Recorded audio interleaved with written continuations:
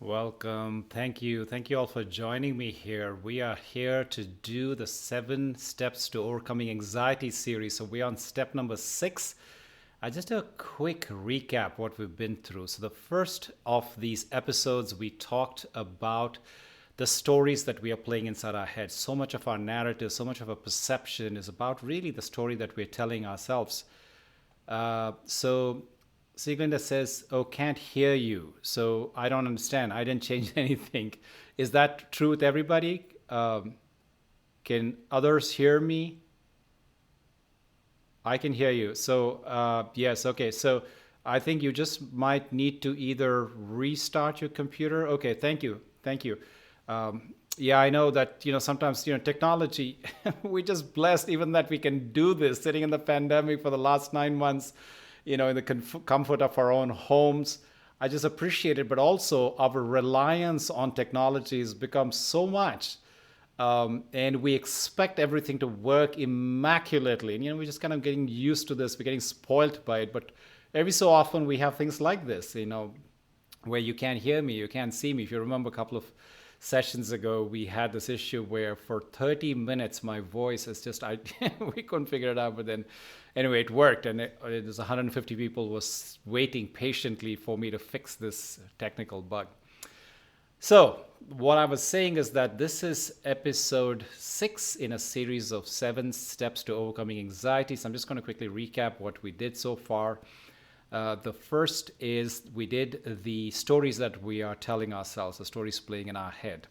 The second was around the cognitive behavior therapy. So, we talked about the 3 questions that challenge anxiety.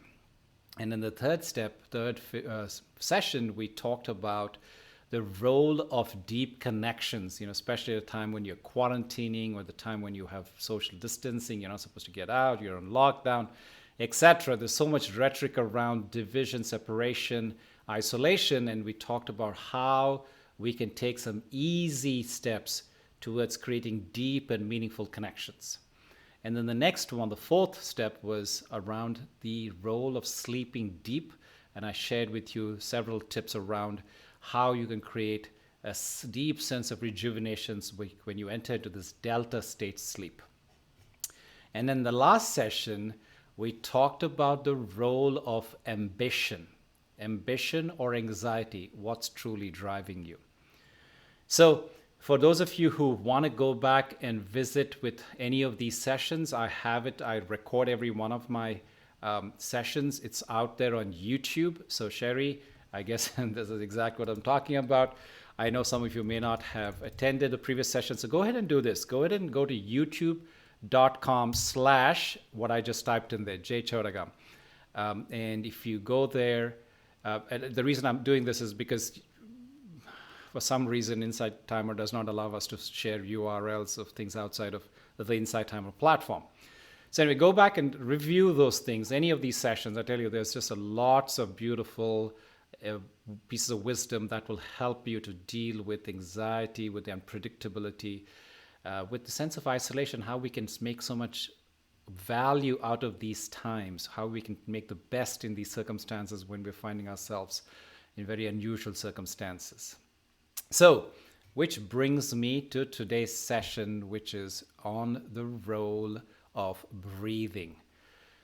I want to start off by first of all sharing a personal story with you. About 4 years ago, I got a phone call from a dear friend of mine, and I was in San Francisco living there, and she said, we are all here, the entire family is here.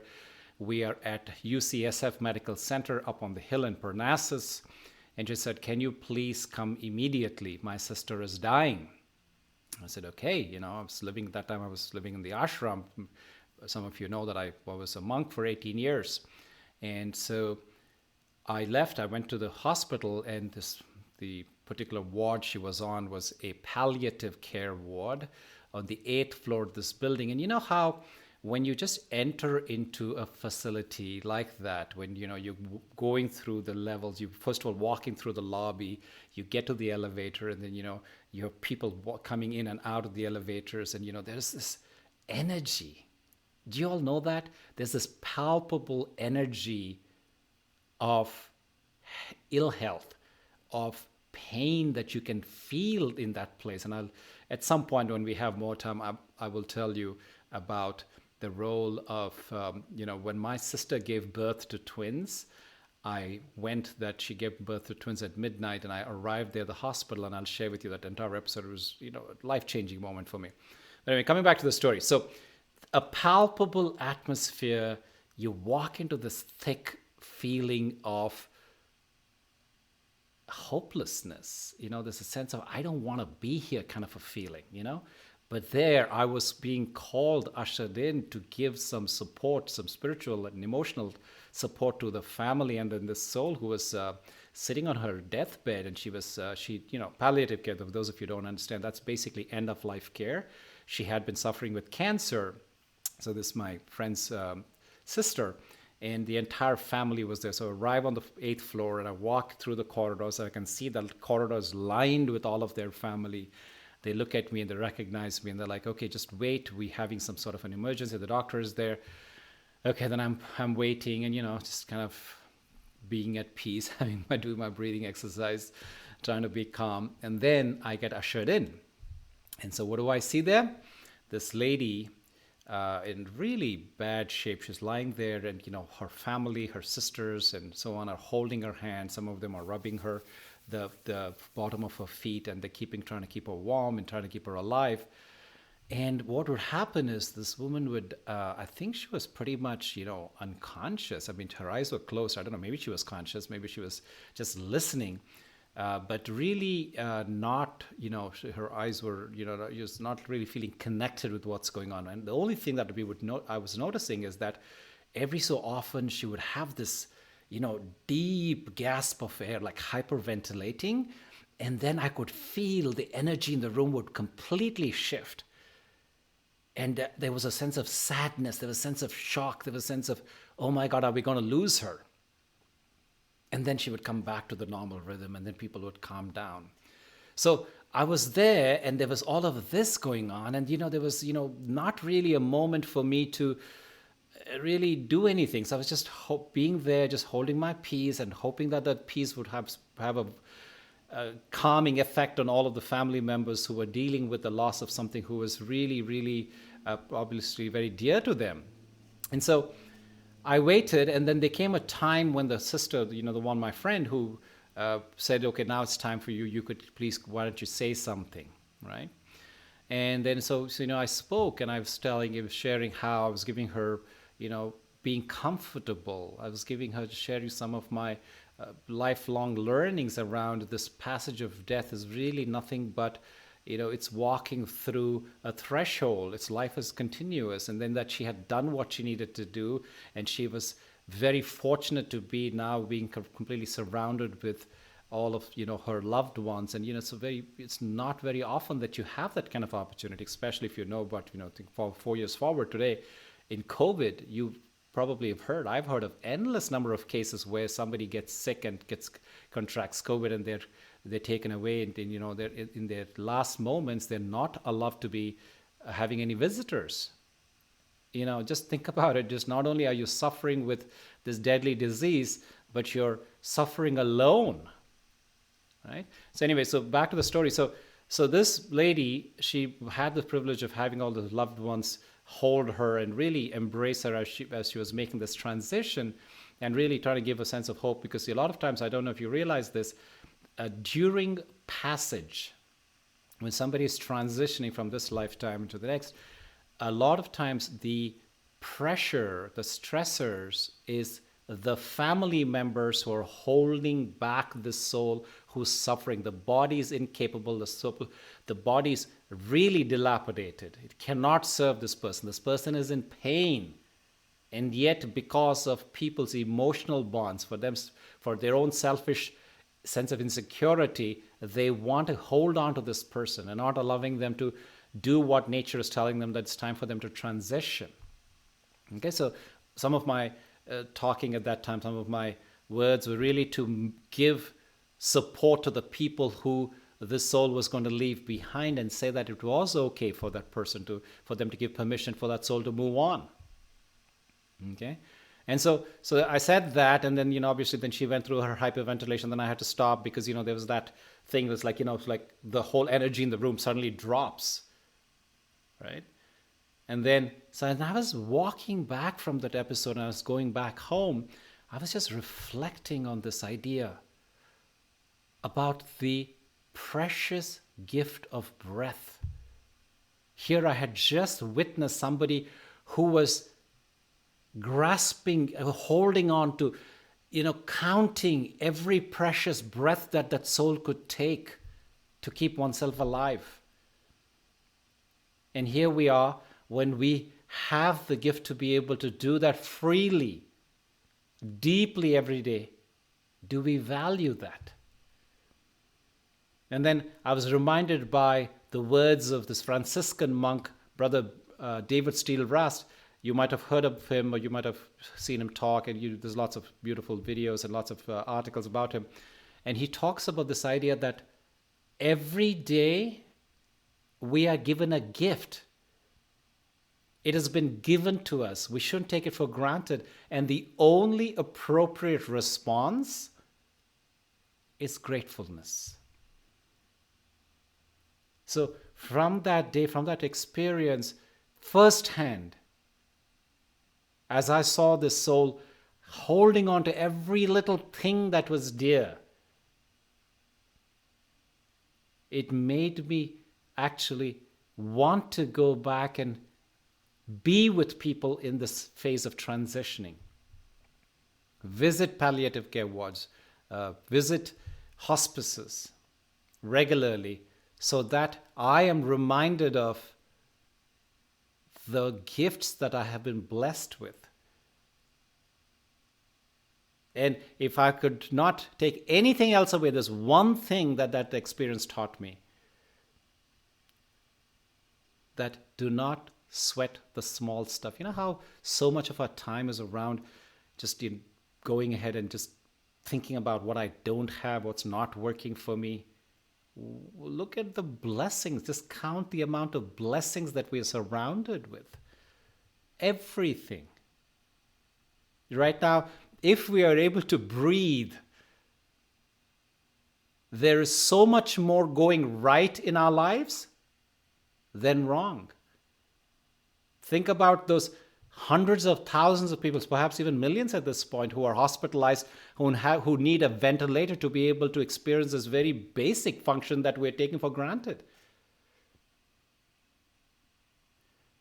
So folks, breathing is such an important aspect of our sense of well-being.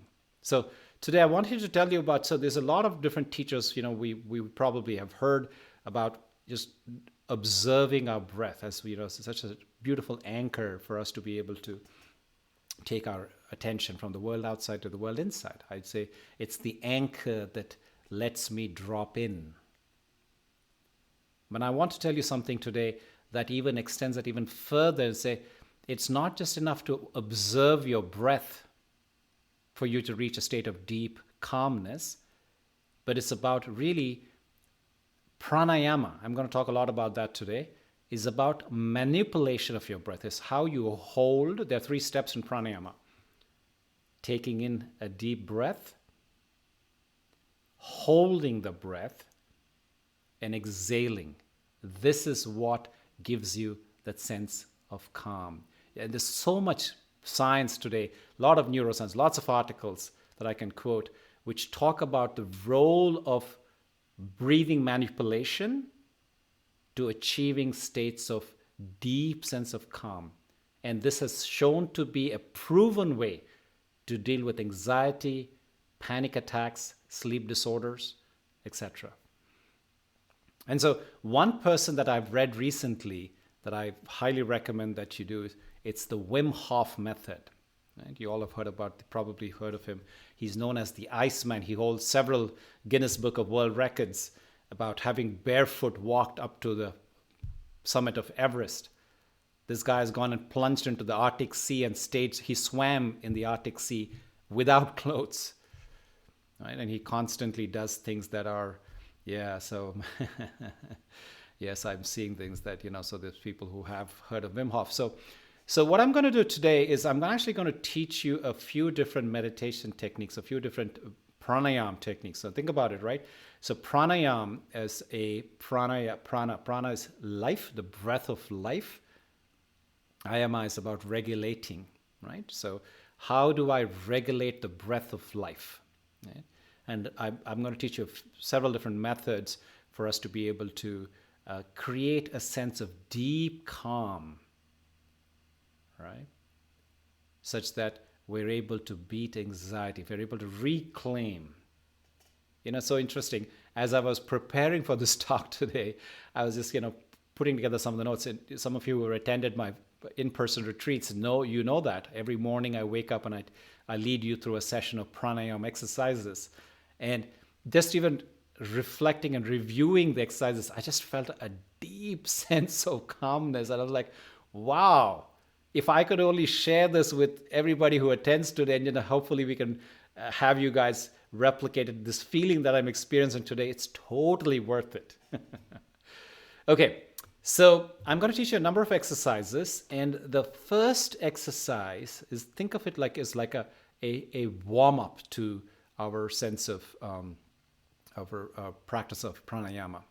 Okay, so in today's session, I'm going to teach you. So I'm going to step up. I'm going to do something very different from most of my previous sessions, which is I usually sit and I'm sitting in front of this screen, in front of the camera here, and talking to you guys, and I'm watching your comments as they come by, and I'm trying to respond to them, and so on and so forth.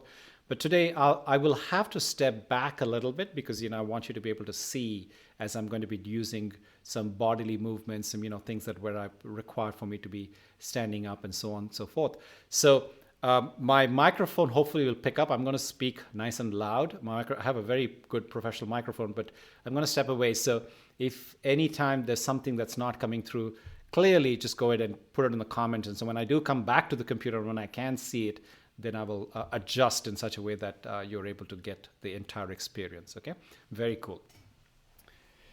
So this very first exercise is something I'm going to teach you.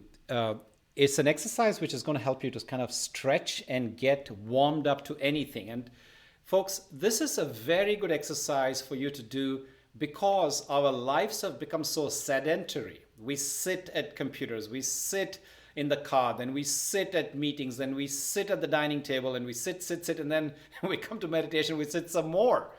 Okay, so here is a very simple exercise I'm going to teach you, which will help you in just a few seconds to give a complete body stretch. Okay, now obviously my camera is pointed in a way that you can't see my feet, but I'm just going to give you instructions and you just believe what I'm doing. I'm standing here in front of you and I want you to repeat this. So if you can, and I know some of you may not have come here prepared to be able to do a standing exercise, but if you can, I suggest that you please clear out some area around you, and you're listening to me, you keep your computer at a distance. It's okay. I'm going to speak nice and loud and clear, give you instructions where with a little bit of visual instructions and my verbal instructions, you'll be able to put this all together and be able to follow along. Okay, so here's what I ask you to do. First of all, first step, I want you to interlace your fingers in front of you. Okay, look at my fingers, they're interlaced, and I want you to take your palms and make them face outwards, right? Now, I'm going to raise my arms straight up. My palms are still interlocked. You can't see them, but just believe me that they're still interlocked. And then I'm going to squeeze my arms so that my biceps are touching my ears. Okay, you can see me doing that. Now, the next thing I ask you to do is get onto your toes, rise. As you can see me, I'm rising, getting onto my toes. And then I ask that you're not holding your breath, you're continuing breathing, please. I never asked you to hold your breath, so please continue breathing. And as you breathe, as you begin to exhale, and during the exhale, I want you to look up.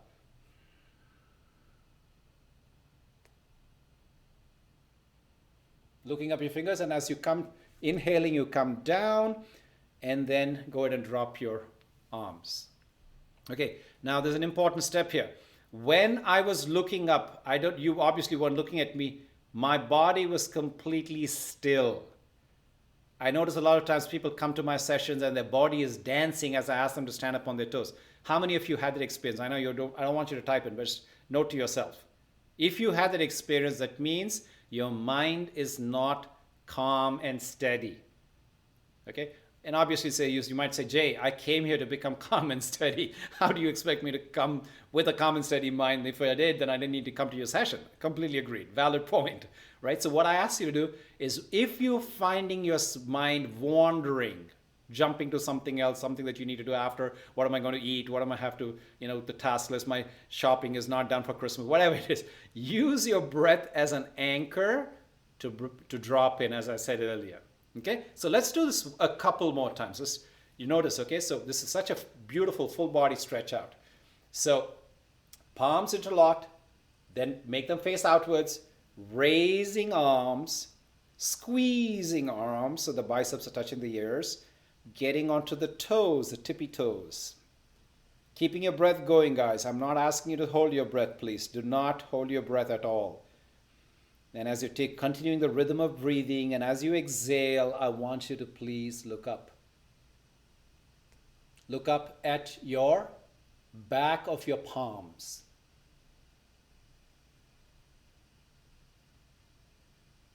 And then relax. Come down. Let's do this one more time.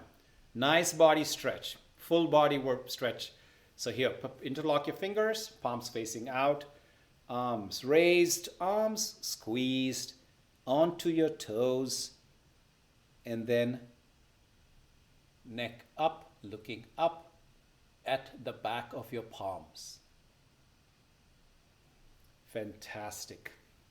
Okay, now go ahead and take your seats. If you did stand up, if you're already sitting, there's nothing for you to do.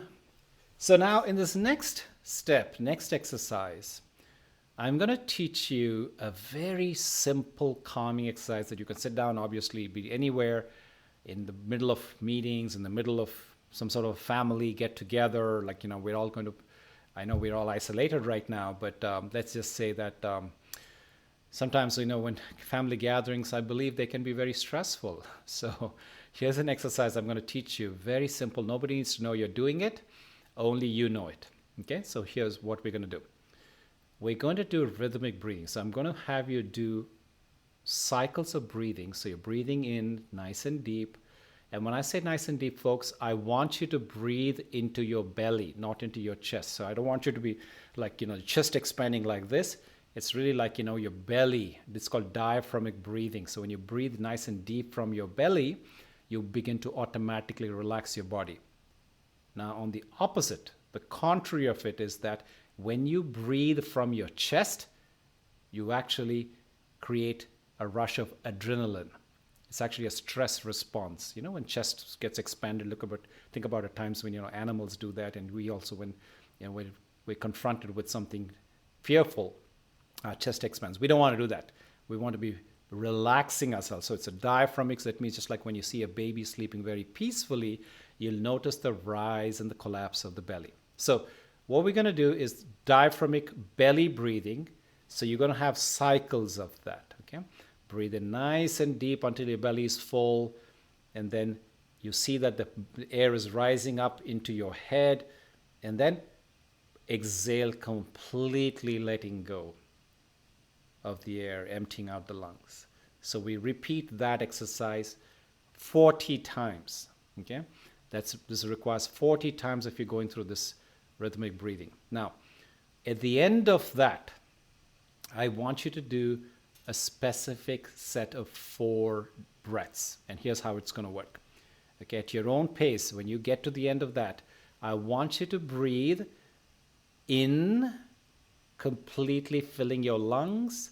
And at the top of the breath, when the lungs are full, I want you to hold for a count of 10 seconds. Okay? And then exhale, completely emptying out your lungs. And when you exhale, at the bottom of the breath, I want you to hold again. And this time, I'm not going to give you a count. I'm going to say, hold as long as you can hold an empty lungs. And then when you feel that it's necessary, then I want you to breathe in again, nice and deep. And again, at the top of the breath, hold for a count of 10. Is that clear? So we're going to do 4 such breaths at the end of our 40 breaths. Now, in the interest of time, because I have so much more else I want to share with you today, this is what my typical pattern, if you come to any of my workshops or my retreats, this is what I would do for you at the very beginning of the day. Okay, before we start into getting into conversation, sitting down and talking about anything else.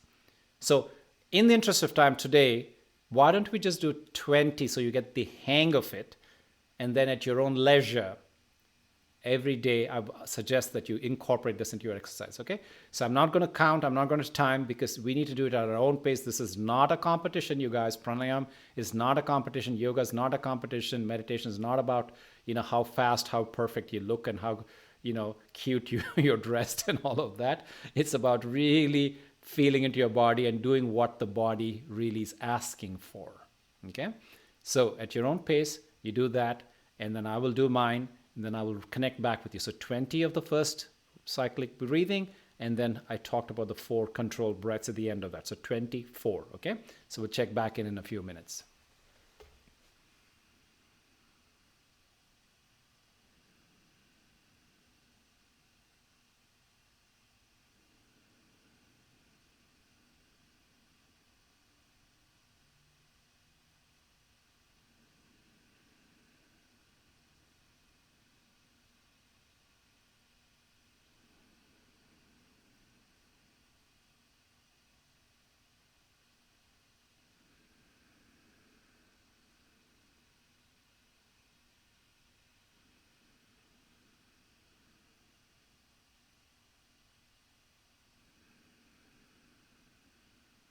One of the questions I get during this exercise is, do I breathe through the nostrils or breathe through the mouth?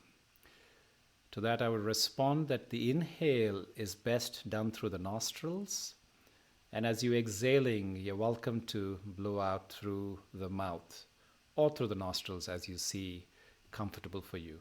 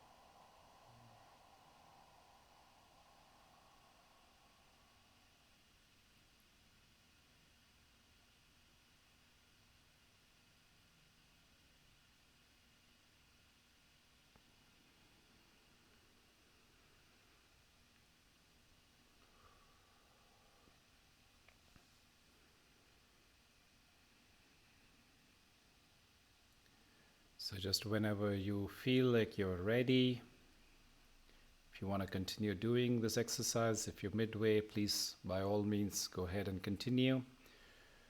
I just finished my cycle. And I want you to acknowledge how you feel right now. It's very important that you notice, how does this exercise make you feel? And how does this moment feel compared to when I came here about 35 minutes ago? And if you can notice a difference between the two, I ask that you please share that in the chat window. I feel sleepy. That's interesting because you see, as you begin to relax, AJ, thank you for that. Thank you for that candor. And I want to talk about that for a second. So when you begin to enhance your calm response system, right? So when you basically create the sense of being centered, collected, calm, meditative, etc., what happens is your body begins to give you a feedback and tell you what does it need the most. If you have been sleep deprived, we are a generation, and I talked about that extensively a couple of sessions ago. We're one of the most sleep deprived generations that ever walked on the face of this earth, because we have this thing, our competition is technology, right? I talked about the circadian rhythms, and we know we bombard our homes and our faces with these lights late into the night, when the human brain has not evolved to be able to deal with this disruption of the natural sleep cycle, natural body rhythms, the body clock. And I talked about that, how the circadian rhythm is when the light enters your cornea, that's when it triggers this thing and says, okay, now it's time for me to start waking up. Now it's time for me to start sending adrenaline to the muscles, for me to be doing things at certain functions happen certain time of the days and others not. And we have messed it up completely by the onslaught of these lights and these tablets and these computers and this phones, etc. And now the brain is fighting. It doesn't have a clue as to when it's supposed to start certain processes and shut off some. So I'm not surprised that the first responses, I'm feeling sleepy, is because that's what your body's saying, that you're sleep deprived. You see? So you need to respect that. And a lot of times when people come to my meditation retreats, they ask me, Jay, the moment I get calm, I fall asleep. Then go do that. Go give yourself, go respect, honor that, the necessity for you to first rejuvenate the body, and then the body will then support you when you're trying to calm the mind. Right? That's one thing. The second thing is, I also want to tell you that there is a direct association every time in my life, right? Anytime in your life, if you're 50, 60, 70, whatever your age is, every single day, when your body begins to slow down and relax, it's usually the time when you're about to fall asleep. So there's a deep correlation that is hardwired into the brain, thinking that if I'm deeply relaxed, it's probably time for me to fall asleep. Right? And so beginning stages meditators have to get over that hump and say, it's okay for me to relax and still be awake. Okay? And I talked about how you reprogram your subconscious mind when you stay awake, right? And then that's the subconscious mind is ultimately who you are, your choices, your instincts, your gut responses, what you like and what you don't like. It's all basically driven by a subconscious mind, not your conscious mind. So you're actually programming it as you are staying awake and meditating. You're rewiring your brain. So it's very important. It's important to fall asleep, yes, and give yourself honor that. But I'm not trying to say that every time you try to meditate, you falling asleep is okay. No, that's not the objective of meditation. The objective of meditation is that you reach that delta state. Again, I talked about this a couple of sessions ago, and you're still completely awake. Okay, and you are seeding what you are becoming. Okay, you're choosing, you're wiring your brain. It's very powerful. Okay, so yeah, you feel calm. I feel warm. I feel slower breathing. I feel a little dizzy, but I feel energized now, and that's true. When you have the oxygen that is going into your brain, that can be a little bit, dizzying. And if that's not working for you, if you're feeling lightheaded, what have you, then stop. Maybe it's too much oxygen to the brain, right? So, okay, so I have a question here. How to stop the wandering mind when trying to do breath work? Yes, it's a very good thing. That's a good question, Lisa. I want you to, so for example, in this particular exercise, I gave you a certain objective, right? I said, go ahead and count to 20 breaths. Okay, so if your mind is wandering, you're going to get lost. You're not going to be able to keep up with your count. So that could be a beautiful little trick you can use to say, I need to be focused, and therefore I cannot allow my mind to wander, so I can keep my count. Okay, but breath in itself is a great anchor. I keep saying, coming back to the word anchor, it's a great anchor. It's if I can focus my mind and bring it back to what I'm doing right now, which is the most important thing. We call this the word pranayama, right? The breath of life.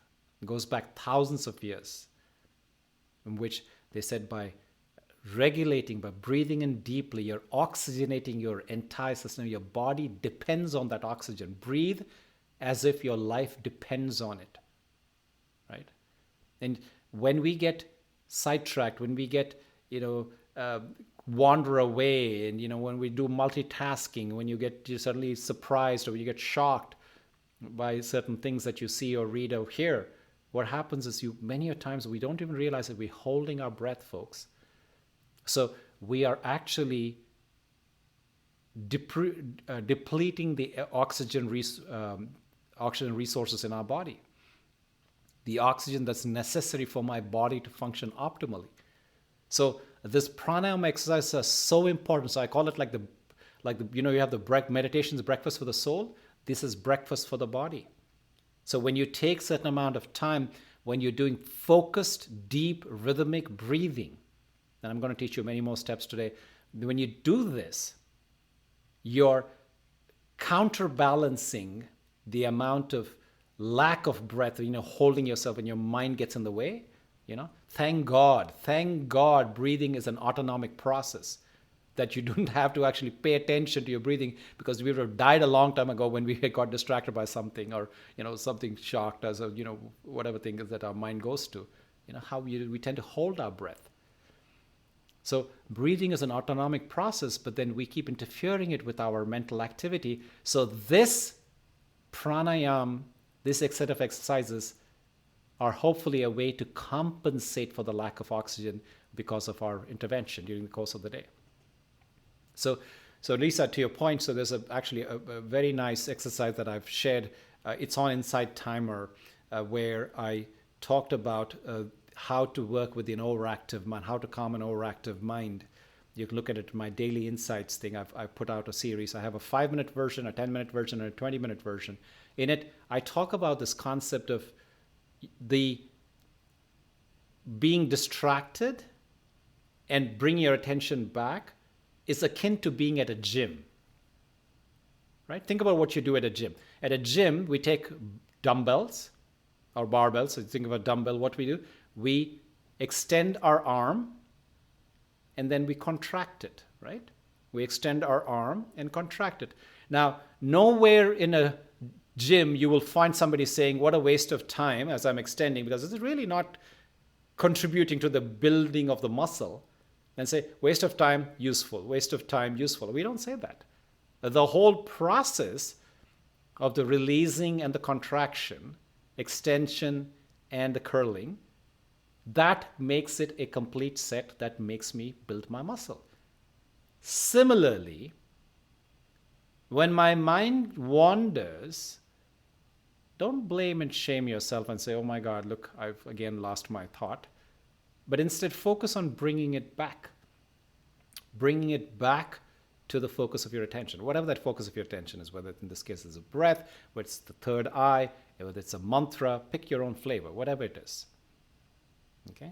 So that sequence of saying, okay, so my mind will get distracted, but my job is to bring it back as quickly as possible so it doesn't waste too much time.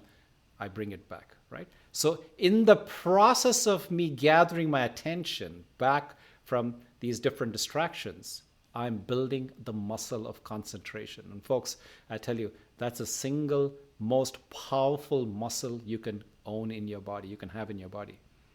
The muscle of concentration, because it's that concentration that makes you an artist, that makes you a musician, that makes you a scientist, that makes you a good parent, a sports athlete, right? What differentiates the also ran with the winner? It is being in your zone, completely focused. They call it, they call it in sports arena, they call it in your zone.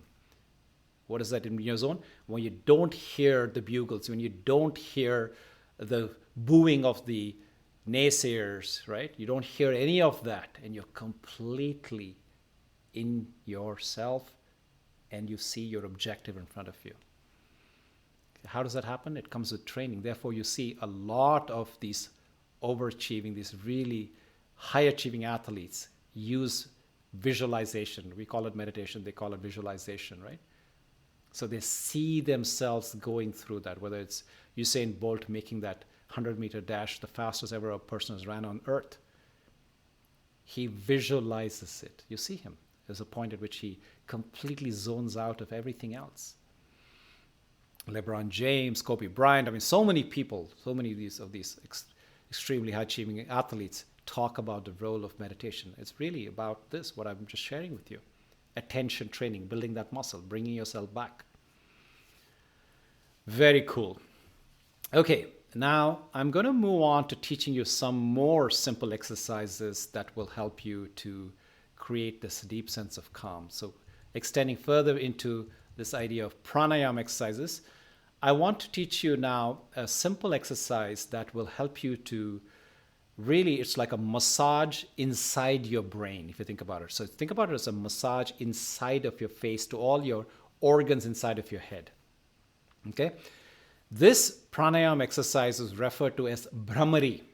Okay, that's a Sanskrit word. Brahmari refers to the buzzing bee, or the buzzing beetle. You can look at it either way. Okay? So in this exercise, I ask that you particularly isolate 3 fingers. Okay? The 3 fingers are the thumb, your middle finger, and your ring finger. So these are the 3 fingers I'm going to ask you to use. So here's how it's going to work, and I don't want you to do it. I want you to listen to me, because if you do this, you can't see and hear what I'm saying.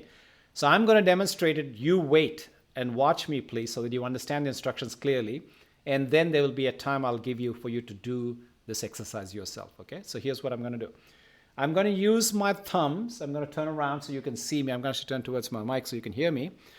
And I'm going to go ahead and use my thumb. And look, I'm using my earlobe as a means of sealing my ears. And I do the same thing. I go ahead and lock it in. And I use my middle finger and my ring finger to close my eyes. Like I said, don't do it yet. Just follow instructions, please. Just listen to what the instructions are, then you will be able to do this when I give you the time. So again, by deep diaphragmic breathing, I breathe into the bottom of my lungs, filling my abdomen, not my chest. You don't see my chest rise like an aggressive bear or what have you. And then as I'm breathing out, I'm going to close my mouth and I'm going to release it using a hum. Okay? Like that. Okay? So using your palate to create a vibration as you're breathing out through the nostrils. So I want you to do this for a count of 7. Okay? So now you're all welcome to try it. Again, I repeat it, using your thumb to seal your ear canal, and then closing your eyes using your middle and the ring finger, taking a nice, deep, comfortable breath in, and then releasing the air using a hum. The mouth is closed, it's coming out through the nostril, but you're using your palate to create a hum.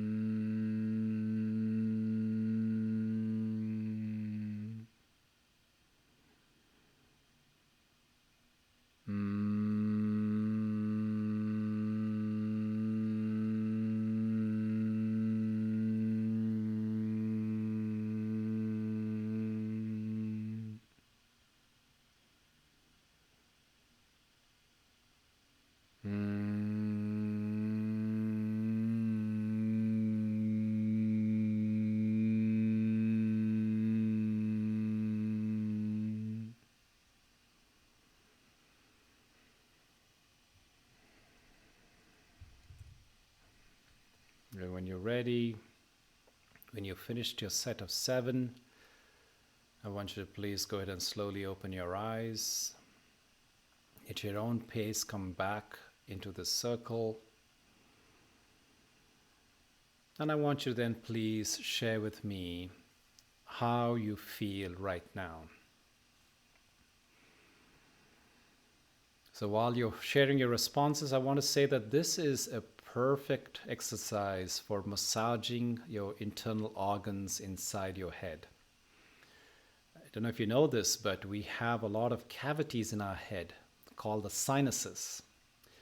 And this is about cleansing those airways, cleansing those passages. It's like a little massage that you're giving yourself. Brain feels clearer, yes. And that's how it's supposed to be. Yeah, you feel a nice relaxed state where I feel very chill. See, think about this, guys. I've just in 2 minutes, right? This whole set of 7 maybe take you 2 to 3 minutes. Notice how these simple exercises can give you such a deep state of feeling relaxed and rejuvenation and clarity, like some of you are already observing and sharing here. I felt a little weird, but great. And that's totally okay. It's probably the first time. So yes, you did not know that you could be a buzzing moth or a buzzing bee, right? So yes, it's okay to feel a little weird about it. But yeah, so go ahead and, if you feel like this has worked for you, go ahead and revisit this. So I'm recording this session, by the way, and I'm going to post it back on my YouTube channel. So you're welcome to re-listen to some of these exercises, because I know it's hard for you to take note of them as you're doing these sessions. So definitely, yes, Samantha, absolutely, you should be doing this again. Okay, so I guess if there are no more questions or comments, I'm going to move on to the next exercise, okay? In this next exercise, I'm going to teach you something that is probably my most effective, powerful exercise. I'll tell you what, I'm going to save that for a few minutes. I'm going to teach you one, which is again another complete, like almost a full body workout. Great way to warm up, great way to unwind when you've been sitting too long in front of a computer or in front of a TV or whatever, sitting with people even. So here's an exercise, we call it the Damaru. Okay, so the Damaru is like a drum. It is a drum. It's a drum. Think of it like a handheld drum. This is the one, the Damaru is shown in the hands of Shankarji. This is the Indian deity of Shankar. And they show him holding this Damaru, okay? So the Damaru is like a small drum. It's got the skin on both heads. It's got like the diaphragm on both sides of the drum. And then there's a slingshot. Think of it like there's a little thread, and it has a ball at the end, a bead at the end of it. And as you rotate this drum, it creates this slingshot hitting method. It hits against the sides of the diaphragm, and then it creates this the beat, if you will, right? So I'm going to teach you the Damaru method of Pranayama. And this is just an excellent way to completely rejuvenate your body, okay? So here's what, again, watch me. Don't do it, because if you start doing it, you can't see what I'm saying, and then you'll get lost in the process. I'll ask you to first watch me, and I'll give you time for you to go ahead and do it, okay? So think about your body, okay, as the Damaru. Okay, so what is the Damaru? So it has 2 sides, like I said, 2 diaphragms. Think about your front is one, and your back is the other side of the diaphragm, okay? So now as you do that, I want you to consider your arms to be those slingshots, right? Those slings that will go ahead and create the sense of, the beat, okay? So what you will do, and I'm going to turn it to the side so that you guys can observe what I'm doing. I'm going to use my arms very relaxed. I'm not holding, I'm not controlling my arms. I'm twisting my body upwards of the waist, okay? And as I'm doing that, I'm using my arms to naturally go ahead and tap against my body. Notice that my one arm taps up somewhere near my chest, and the other arm is to the area of your kidneys, okay? So somewhere on the back.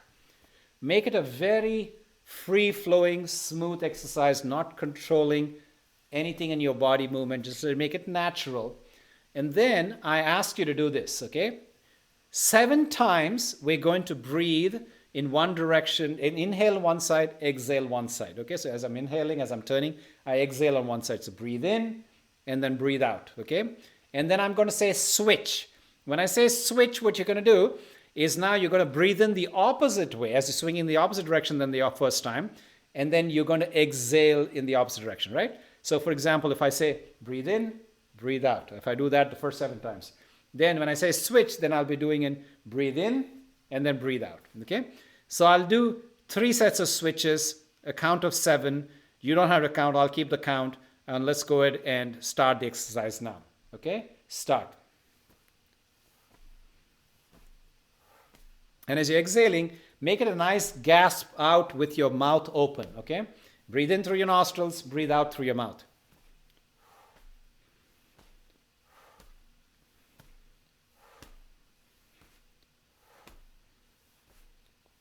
Switch.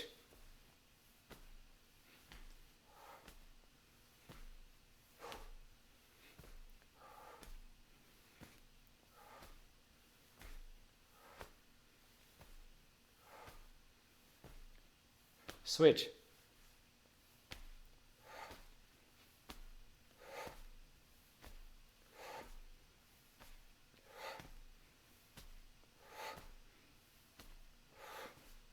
Okay, stop. So hopefully it gives you a sense. You can obviously continue this much longer when you have your own time.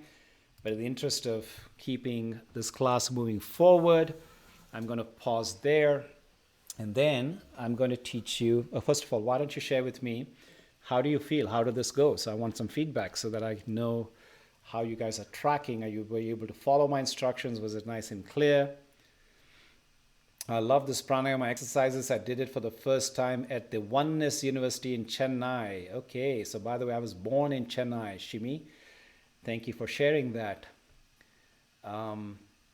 So the shoulders feel more relaxed, loosen my upper body. I feel energetic. I feel like this awesome to learn this. Feels awesome to learn these. Thank you. I feel energetic. Fantastic. Look at you guys. You're already reaping in so much benefit from just even a few minutes of trying these things. I feel oxygenated, Dana. And that's the whole point, you guys. I just started hearing you now. Well, welcome, Sieglinde. I'm sorry, but this is all being recorded. So in the interest of people who are either having technical difficulties or they just joined or who will not ever join and they'll just listen to me, all of this stuff is going to be on YouTube for you guys to catch up on all of this and even to revisit some of these steps later on. Okay, looks like we are tracking along. Looks like you guys are having a great time. So I'm going to continue on to so I'm going to teach you 2 more exercises. I thought I'm going to just share one and then stop, but I'm going to teach you 2 more. Okay, why? Because this next exercise is like a foundational exercise. So remember that one, the Brahmari, which I shared with you earlier, and I said that is like a massage for your inside of your head space. This is a massage for all of your internal organs, you guys. Just an incredible, if you had to just pick one of my exercises and do it, it should be this one. I'm stepping away. Hopefully you guys can continue to, you're able to hear me and the microphone is working nice and clear. I'm just going to switch something just to make it even better. Okay. All right. So perfect. So I'm going to teach you what is referred to as Kapalbhati. Okay. Kapalbhati is an exercise where it is just like I said, it's like the control of breath. And it's got a lot of deep meaning and a lot of science behind it. But here's how it works. If I'm doing this exercise right, the only thing, 2 things that are happening is one, there's a gasp of air that's coming out through like a jet from my nostril. And then my stomach is contracting in.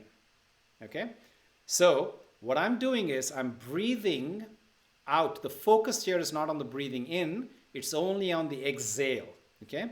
And the exhale, you send it out like a jet. Like, okay, so I'm using my hands because I don't know if you can hear me, but that's a thing that where you're using your exhale with like sending out a stream of jet. Okay. The inhale happens automatically. You don't need to worry about it. And this is actually a metaphor for the larger concept of life in itself. If you focus on the giving, the receiving will happen automatically. Okay? So this exercise, you'll be only focusing on the exhalation. Okay? So here's how, again, I repeat. So I'm going to go ahead and exhale. And Oh, by the way, let me talk about this. I guess this is important to talk about the mudras. I use the Vayu Mudra, and you might be wondering, what are you talking about? So you might have seen the Buddha's image. If you've seen a figurine of the Buddha, that they're usually yogis, and the Buddha or any monk, you'll see them creating a particular posture with their fingers. So what is that? Okay, so let me explain that for a second before I get into this to Kapalbhati. So it's a very important thing because there's energy centers at the tips of your fingers. Okay, so the thumb, each of the energy centers represents the 5 elements that you're made of. Okay, you guys know what the 5 elements are? Who knows what the 5 elements are? We are made up of earth, wind, fire, water, and space or ether. Okay, so these are the 5 elements. Okay, ashes, yeah, so ashes is earth. Okay, so good. So now each of our 5 fingers have an energy center that corresponds to those 5 elements that I've just listed. Okay, so what are those elements again? The fire, my thumb is the fire. So the tip of my thumb is an energy center that invigorates, it infuses energy into any of the 5 elements. Okay, so let's continue. So if the thumb is the fire, the one next to it is the wind. Okay, so my index finger is the wind, air. Okay, the one next to it, the middle finger, is the tallest, the highest. So I'm going to give you a little moniker so you can remember the stuff. It is the highest element, which is sky or space. Okay, the one that is opposite, the one next to it, is the dead opposite to what is opposite to the sky, which is the earth. Okay, and then that leaves us with the last one, which is the water element. So here's what we do when we do mudras is, you see, Eastern science, Eastern medicine as opposed to Western medicine is all about customizing it to your body constitution. We don't have one pill that works for everybody. Okay? So if you think about Chinese medicine or ancient Ayurveda, it is all customized, or homeopathy even, it's customized to the individual's constitution. We know that our constitution is different from our neighbor's constitution, and even our sibling's constitution, even our loved one, our partner, etc.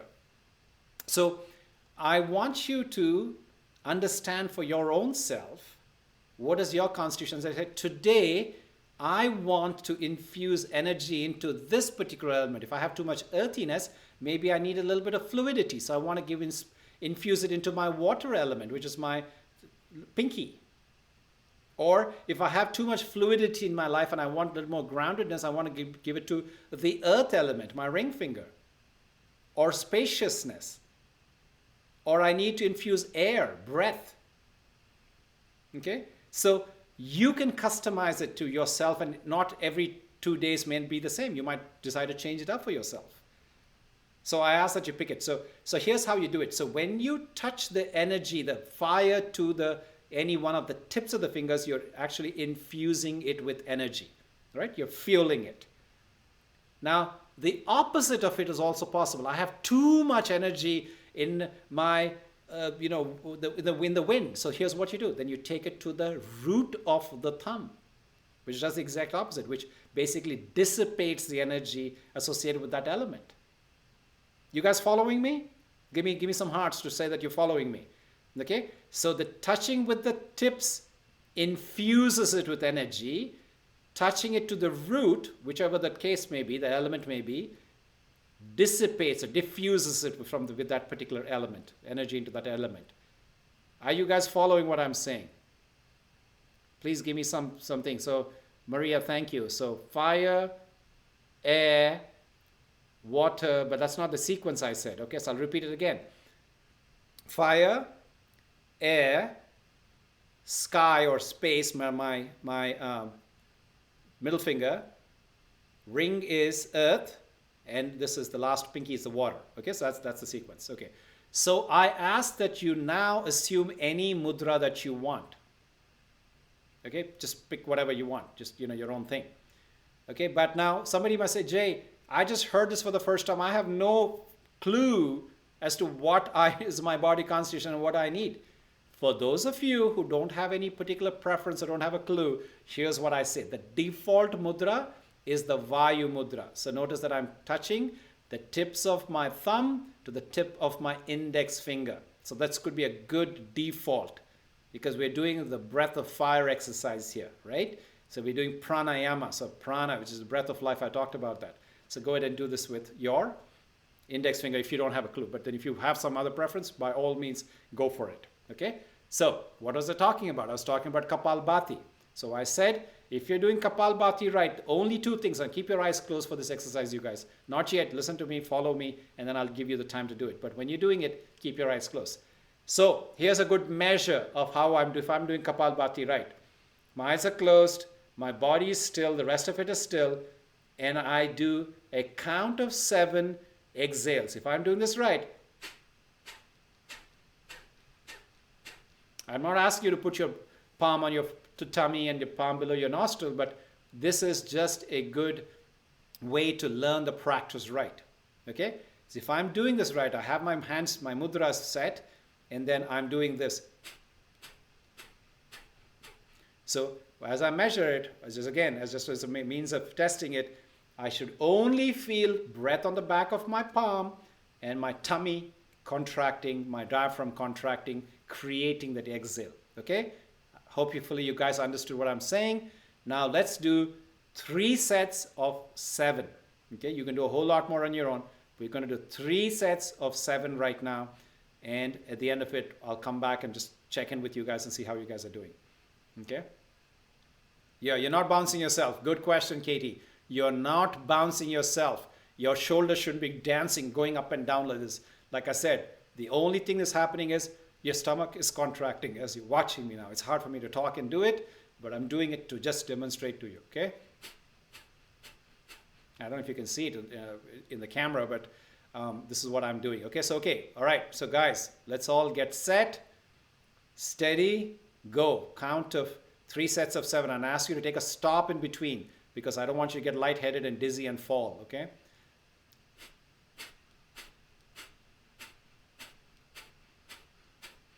Relax, stop. Take a full cycle of breath in and out. Breathe normally. And let's take 3/4 of a breath in and start the second set of 7.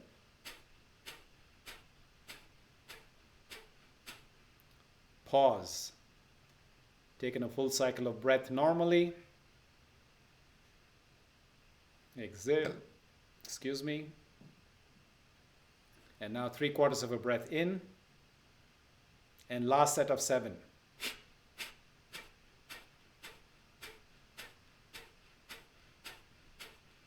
Stop. Folks, this is an incredible, powerful exercise for digestive issues, for things to do with the secretion of, what's the thing that controls your sugar levels? You know what I'm talking about. So diabetes, this has got so many beautiful positive repercussions.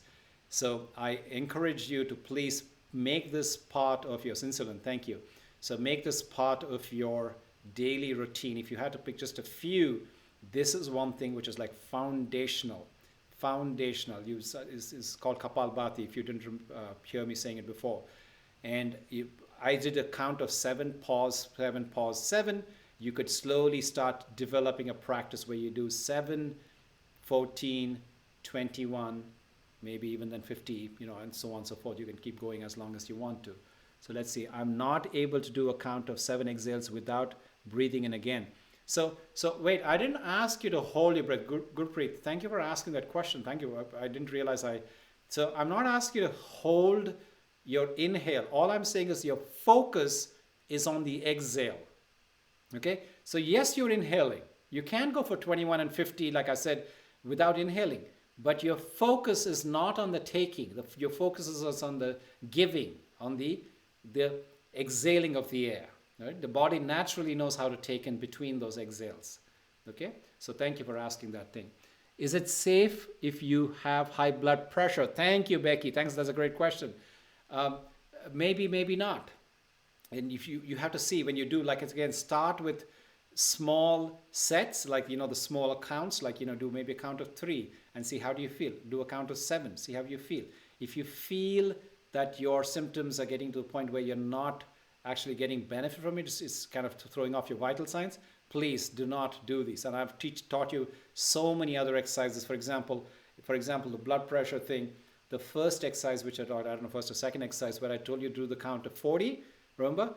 That is shown at the end of that 40, and the last 4 where I asked you to control your breath, you can actually measure your blood pressure will be substantially controlled at the end of that. My favorite so far, inner stomach massage. Yes, Adelisa, that's, yes, it could, I can see how that could be the case. All right, folks, now I'm going to leave you with my last and probably my most favorite of my pranayama exercises that I do at every one of my retreats. Okay, so now this is how this exercise works. You all know about the Mississippi paddle boats. Remember back in the day when they had those steamboats that used to paddle, that, they have these paddles that rotating this big wheel that goes round and round, and they have these cups that, basically create a sense of propulsion forward. So imagine your palms are your paddle, okay? I'm going to make a little cup with them just to give a little bit more oomph to this paddling exercise, right? So give it a little bit more nice propulsion method, okay? So here's what you're going to do. You're going to, again, back to one of the questions earlier, you're not supposed to be jumping and dancing with this thing. The rest of the body is pretty still. The lower part of your body from the waist down, everything else is pretty set. But the only thing that is moving is my arms, okay? So I'm going to describe, first of all, my arms. I'm using the paddle boat, so I have cups. I don't know if you guys can see it. I have cups. I made cups out of my arms, out of my the palms end. And then I'm using my arms to swing forward. And then I pick it up, and I go as far back as I possibly can. Then I swing forward, okay? So that's the first set of 7, okay? I'm going to break it up. I'm going to show you just the arms, and then I'm going to show you the breath work that is associated with the arms, okay? The second, when I say switch, what you'll simply do is turn the paddles, okay? So first your palms are facing forward, now your palms are facing back, same routine. You're going to go as far back as you possibly can, and you're going to release. You're going to swing your arms. You're going to go ahead and roll the paddle of the Mississippi paddle boat, okay? So then I will say switch. Then comes to the third of the 3 sets. This is a sequence of 3 different sets of exercises, right? When I say third one, what you're going to do is you're going to make a fist with both your palms, bring it to your chest, and as you push out, you're going to release your fingers, okay? This is a great exercise for releasing trauma that you've bottled up, unhealed emotions that you're bagged up inside your body. Incredible exercise for that, okay? Now, this is the 3 arm exercises. Notice my body is not going up and down. I'm not dancing. I'm not throwing my shoulders. The worst thing you should not be doing is, I'm going to turn this way so the microphone can pick it up. I don't want you to be rocking forward and back because my arms are going. My back is absolutely steady and still. Okay, guys? Do not please damage your back in this process. Get that clear. The rest of the body, the only things that are moving are my Mississippi paddleboard arms, okay? So now, I told you the arms exercise. Now let me tell you the breath work associated with each of these steps. The first one, actually all of them, you're breathing in through your nostrils. The focus is on the exhale through the mouth, okay? Remember the previous one? I asked you to only exhale through the nostrils, but I'm telling you to consciously open your mouth and exhale from your mouth, okay? Big puff, okay? So I'll demonstrate to you. Don't do it yet. Just watch me. So then there'll be a time when we can do it together. Okay? I'm going to close my eyes. It's important to close your eyes. Your energy in your third eye, all of that is contained. Your focus is on the breath work as you're exhaling from your mouth and you're using your arms. So when I say first set, I say start, you'll do a set of 7 which look like this. Okay, so imagine you did 7, then I'll say switch. And when I say switch, what you'll be doing is reversing the direction of your palms. Okay, imagine we did a set of 7. Then I say switch. What will you go to? The third, the releasing exercise. Okay, so I'm going to stop here. I'm going to ask you, are you guys clear what I said? Are my instructions clear? Go hit the heart or say thumbs up, type something, say, give me something to say that, is it clear? Do you have any questions? Okay. Thank you. So you do understand what I'm saying. Okay. Perfect. Good. All right. So now, okay, very clear. Good. So let's all do it together. So here's what we're going to do. We're going to do 3 sets of each of these exercises. Then I'm going to say, I'm going to count in my, so you don't have to keep count. I'll keep count. When I say switch, you know what to do. From first palm, then palms facing this way, and then the third set is you doing that. Okay? We're going to do, imagine all of that routine to be 1 set. I'm going to make you guys do 3 sets of them. Okay? You guys with me? So let's go ahead and start. Close your eyes. Take a nice comfortable deep breath. Palms facing out. Arms raised. Start.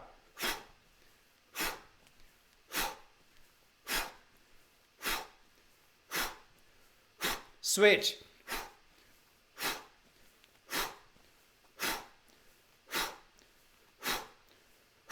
Switch.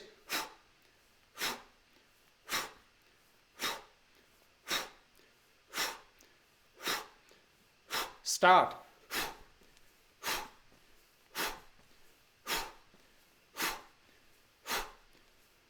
Switch.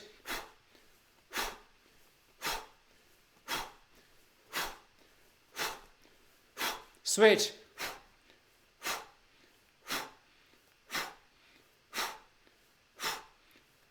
Start.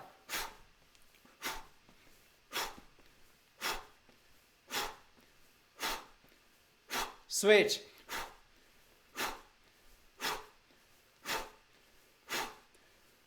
Switch.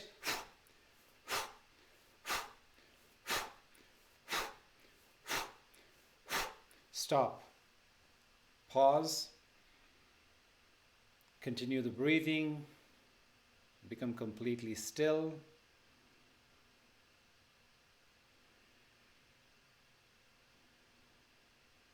And notice the sensations in the body.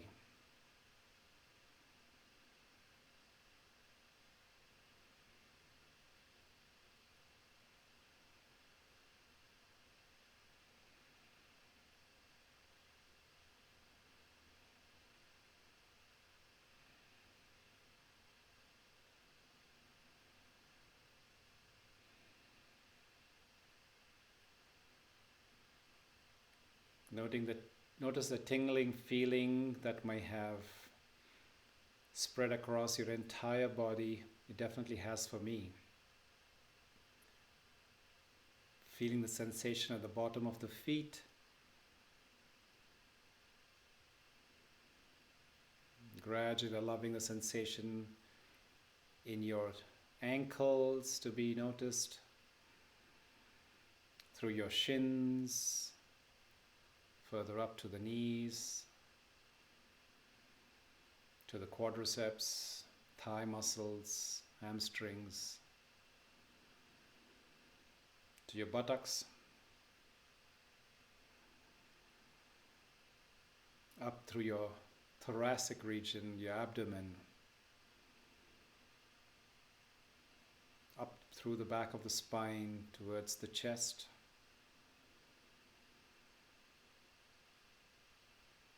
to the shoulders. Now feel the sensation of the tips of your fingers. And as gradually going up through the palms, notice the sensation in the wrists. Going up through the forearms, towards the elbows. The sensation in your upper arms. Going in through the shoulder muscles to your neck, to the bottom of the neck. Then trace the energy as it goes up from the back of the neck to the back of the head.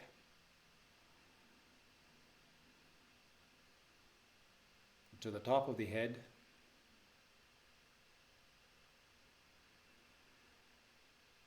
To the front of the head.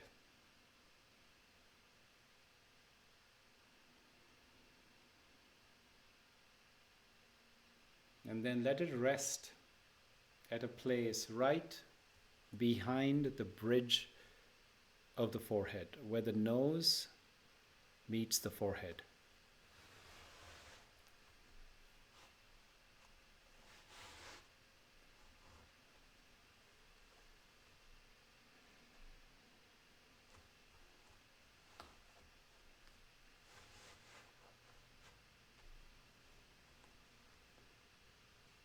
This is the center of all memories.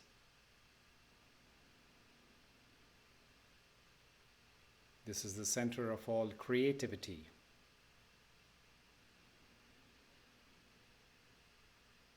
This is the center of all thought processes.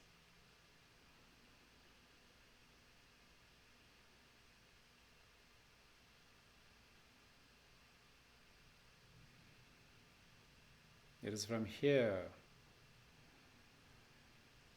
from this little tiny private space that is completely mine and only mine,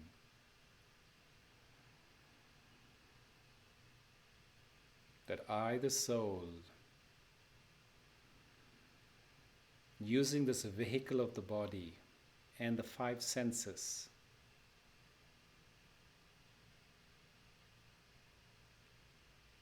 I experience and interact with the world.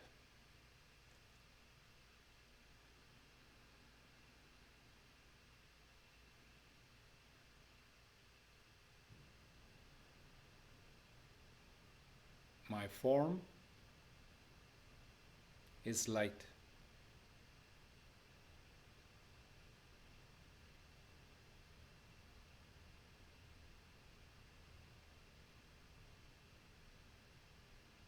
My language is silence.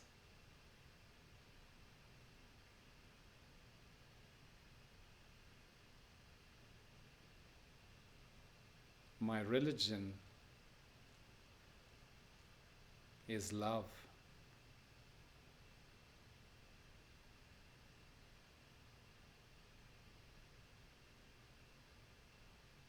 And my home is the world of light, far beyond the hustle and bustle of this noisy physical world.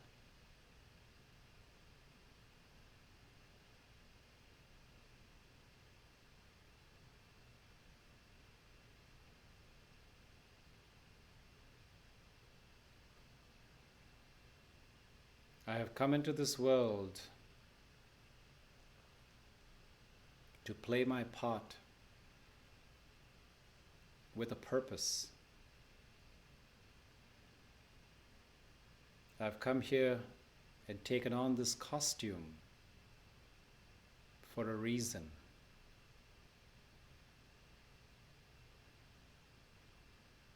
And my reason is my own unique purpose. It doesn't have to match with another person's. It certainly does not come by looking outside of me.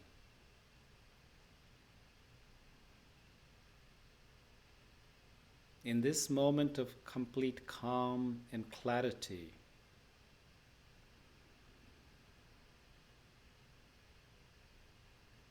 I realign with my state of pure being.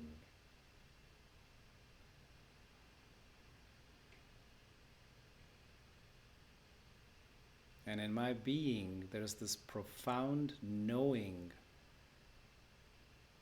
of my true purpose.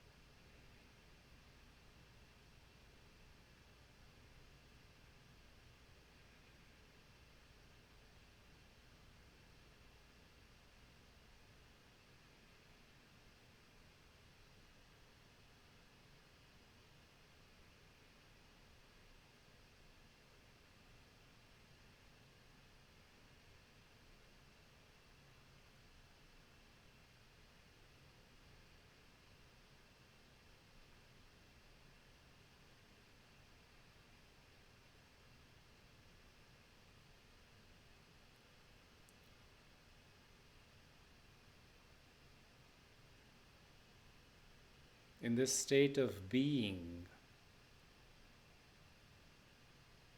notice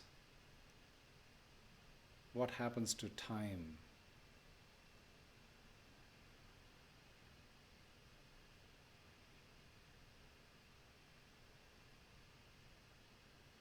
Time becomes irrelevant, expands for some people.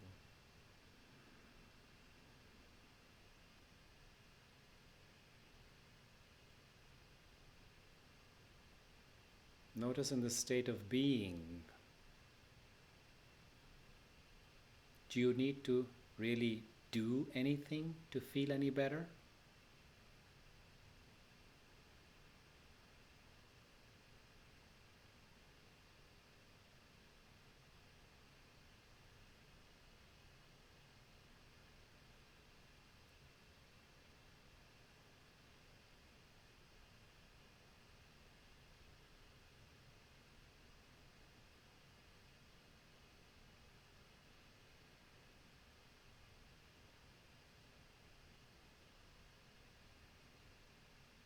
And in such moments of true connection with being,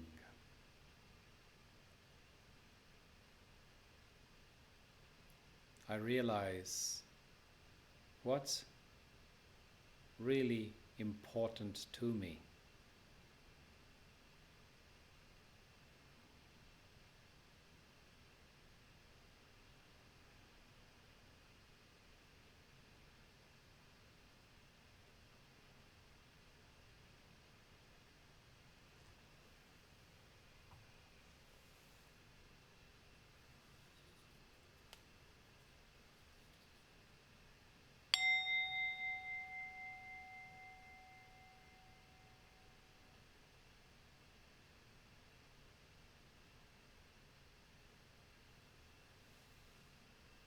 Thank you.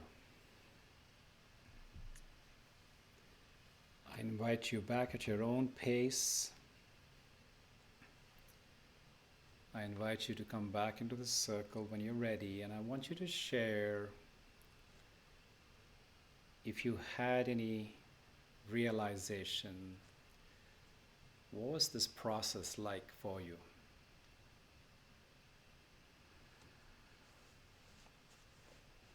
Anything that's a wisdom nugget that came up? Or if anything that was not so pleasant that emerged as well. And if you're open and willing to share that. Wow, I'm seeing a bunch of you talk about enlightenment. Wow, guys. Really? You don't have to go sit for 21 years under the Bodhisattva tree for you to reach enlightenment? You can come to my session in approximately 90 minutes and you... I love it. I love the confidence with which I've seen this word enlightenment pop up on this chat here. I can adopt this from my stay to the day. Wow, thank you, Dana. Very, very deep, peaceful feeling, a gift. Tingling throughout the body. Yes, I do feel that too, Mr. Guest or Mr. or Mrs. Guest. Dinner time. Thank you, Jay.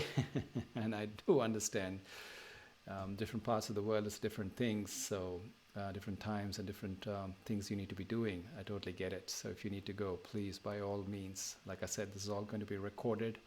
It's available on my YouTube channel, which is YouTube/JChodagam. Yeah, so thank you all. If you have any questions, I'm happy to hang around for a few more minutes and address them. And if you do need to do something else, I totally understand it. I just also want to say once again, that this is something, this is what I do. This is not a side gig. This is what my life's purpose is. And so your donations are very, very much appreciated. Like I told you, there's a whole ecosystem. There's my sound engineer. There's my person who puts out the daily inspirations that some of you access through Inside Timer on Facebook. I have a website designer and so on. So your donations are all helping each of these people. And so I'm definitely very grateful for that. So let's see, I have a Chilshe, I have a question. What would be the best meditation for studying for an exam? Oh, I have an exercise that I call attention is your greatest power, right? Attention for your greatest power. So look it up on my YouTube channel. I think attention is power is also one of my episodes on the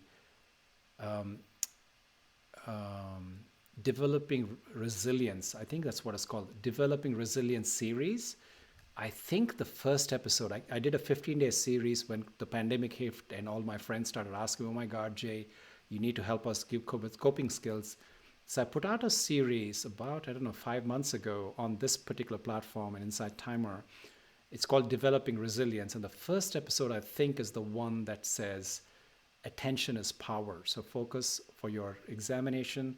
I highly recommend you go through that particular thing. It's also, I did a full 1 hour talk on that. So if you want more details about it, and if the 10 minute, I think it's a 10-minute audio, but my video on YouTube is a full 1 hour, which I go into the depth of it. So go ahead and, so Sherry's already knows about my resilience series. Thank you, Sherry. Yes, it's one of the popular ones on this platform. And so, I'm going to read you guys a beautiful message I got from one of you guys. So this is a lady from a town called Islip, New York. So here's how the message goes. She wrote this like last week, and I saved it here to share with you. So powerful. Hello, Jay. I just finished your course. I think she's talking about my Mastering the Attitude of Gratitude course. I'm a high-scoring gratitude person. So at the beginning of the course, those of you guys who are listening, you don't know about my gratitude course, I have a quiz which will help you evaluate what's on a level of 1 to 10, where's your gratitude, kind of your default level. So she says, I'm a high-scoring gratitude person, and your course affirms so many things I already practice. As I was listening to day 10, which wanted us to level it up with a letter and a phone call, I was in the middle of baking a, quote unquote, just because apple pie for my sister-in-law's best friend. I love it. Sister-in-law's best friend is like twice removed, so it's wonderful. Why does that bit of who to matter? Well, it's to demonstrate that giving and kindness can be shown to others outside of one's immediate circle. It's gratitude shown to someone who has always been supportive of loved ones, and to witness the surprise and joy in dropping off a warm apple pie, well, that's a gift that gives more to the giver than the receiver. As I stood on their doorstep masked up, it was so nice to say thank you to them for just being themselves, open and kind, for supporting the clan through a tough year of loss, for being a steady and consistent part of my brother's family, which recently blended into my own extended circle. As I drove home, I noticed the holiday lights on the houses through town, some of which made me smile. I made some mental notes to reach out and tell people how much I enjoyed seeing them. One such communication brought me into catching up with an old acquaintance, one who is having family health issues, a husband with stage 4 cancer. I would not have known unless I followed my gut to simply reach out when I did. Extra prayers and healing vibes are always a good thing, but the awareness that they might need something and offering assistance is now in my path, whether it be to talk or to shovel a driveway after a snowstorm. The smallest act of reaching out can have a profound effect. I'm grateful for that practice alone. I'm grateful for my intuition, as it has never really failed me. I encourage everyone who takes this course to keep it on standby for periodic review. There are many nuggets of wisdom to absorb. Thank you for this course. Stay safe and well. Anne Marie, Islip, New York. Such a beautiful, profound message from the soul who I have never met, and I've only met her through this message that I received, and I'm so moved. As I read her message, she obviously got inspired to share this, that whole act of the pie and everything, by the virtue of she doing the 10-day course. But then as I listened to her message, which she got out of supposedly the course that I put out, I learned so much. It's just so important reminder, folks, that we need to kind of remind each other how community is such an important part of our own well-being. Our well-being, our happiness is tied to the happiness and the well-being of those around us, whether we realize it or not. And these are the people that, in her case, it was twice removed. It's really people that we don't even know, that don't even personally have any relationship with or have never met before. Could be that homeless person sleeping on the street. Just looking into their eye and acknowledging them, recognizing them for the value of the human being that they are. It's showing my own humanity. And just that gesture of looking in their eyes and smiling could be their biggest thing. It doesn't have to be something fancy. You don't have to find, a food or something. I mean, food and, other things could be helpful. But the least we could do is just look into that person who's crossing in front of us, who's passing by, and acknowledging them. I remember I was in Grenada. If you don't know where that is, it's one of the many Caribbean islands. And when I went there to do a number of workshops. I went from island to island. I remember this one particular place in Grenada. I was just walking through the wilderness, walking through kind of, to the island, and you come across these villages, and then you see these families, especially the grandparents sitting on the porch come 4 or 5 o'clock in the afternoon. They're sitting outside on the porch, just kind of acknowledging and meeting people passing by, saying hello to them, giving a smile if you're driving by, if you don't have the time and the chance to say anything more. It's just such a wonderful way of being a community, being human. And then I'll tell you, there's one thing that I would never forget. There would be these kids who would be coming home from school, and I, the stranger, I clearly look like I'm not dressed. I don't belong to that island.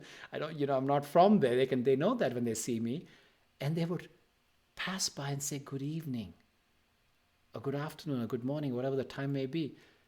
It's so beautiful, these little values that we can remind ourselves of what it means to be human, what it means to be acknowledging each other for the love that we are. So important, so important. Thank you for this note, Anne-Marie. I don't know if you're going to listen to this, whether you join me here or you're going to listen to this on my recorded, or if you don't listen to it, just live in the vibration. I'm just very grateful to you for having shared that message and shared it with such a powerful testimony of practical action, and then acknowledging that really the greatest gift comes to the giver, the greatest happiness. And in your whole explanation of how when you're watching the lights as you were driving home, is from that state when your heart is open, you're able to see the beauty, the things that we take so much for granted, and we just kind of race through life. So deep appreciation for all of that. So thank you all. So I want you to please send me those messages that you go ahead and as you go through Christmas and through the rest of this holiday season, regardless of what your tradition is. I'd like for you to please share these little nuggets with me. And you might wonder, if you see me once a week, where you can share those things. I invite you to please go ahead and join me on my website. I have a newsletter that I send out every Monday or Tuesday at most. And then you can go ahead and, so I'm putting my URL here. I don't know if you guys can see it, but I know it's findwith.in, find within, at the bottom of it, you'll see my, you can subscribe to my mailing list, and that way we can communicate through email, and you can send me these kind of comments and feedback and suggestions, any questions that you might have that we didn't have a chance to address during the course of this session here. So thank you all for hanging in there. Thank you for those of you who have made this wonderful donations. I appreciate everything. I appreciate your time. I appreciate your attention. I love the questions. I love the comments. So we will check back in a week from today. This will be the last steps, number 7 of the 7 Steps to Overcoming Anxiety series. And then we will have the much needed break for the New Year's Eve and the holidays. And then I'll come back next year, and I hope to start another series with you guys. if you are so interested. So go ahead and please drop in any comments, drop in any last words, any things that you want to share, anything that any kind of the highlight of today. I very much appreciate you joining me here and being part of this. I call this is my soul tribe. You guys have been my soul tribe. You've been walking this path with me. Some of you, this is my 62nd episode, I think, before Insight Timer even started video. Some of you reached out to me, and I've started doing Zoom calls back in March. And here we are together walking this path while we're in this quarantine, seemingly endless quarantine. But it's just been a beautiful opportunity for us to repurpose our enthusiasm, repurpose our skills, and create community virtually. And I always say there's such a beautiful gift, a silver lining in the cloud, in that by virtue of me doing these Zoom, I'm able to connect regularly with people from across the world. When I did my retreats, I did my 4 retreats in 4 quarters of the world and 4 quarters of this year in 4 different continents, and some of you know about it. But what this does is virtual gathering is really kind of breaks open the whole confines of physical space and the ability for us to be able to do it from the convenience of our own living rooms or bedrooms or whatever you're joining from. And it's something that takes so little effort. We don't have to get on planes and taxis and this and that. We're able to just kind of click off a few buttons. We're able to come and join and be part of the Sangha. So deep bow of gratitude for those of you who've been joining and who continue to be part of these conversations and be part of my journey as I try to navigate through this pandemic. So with that, I'd like to say thank you very much. Thank you, guest, for asking me to continue. First time here at Elisa. You had some great questions and comments. I hope you will continue in this journey as we move forward. Like I said, I've given you many resources on how to find me and keep in touch. And so till I see you all, same channel, same place next week, be safe and be well.